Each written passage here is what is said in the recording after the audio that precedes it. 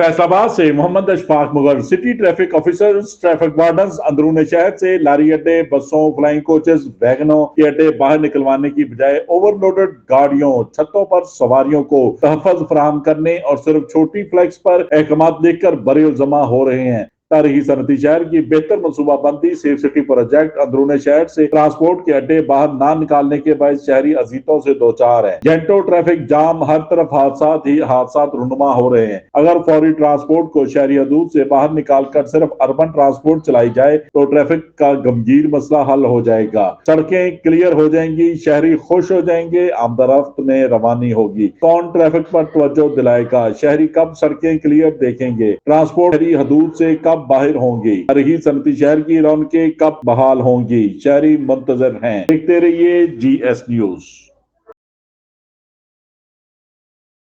इस वीडियो को लाइक करें, हमारे चैनल को सब्सक्राइब कर बेल आइकन जरूर प्रेस करें।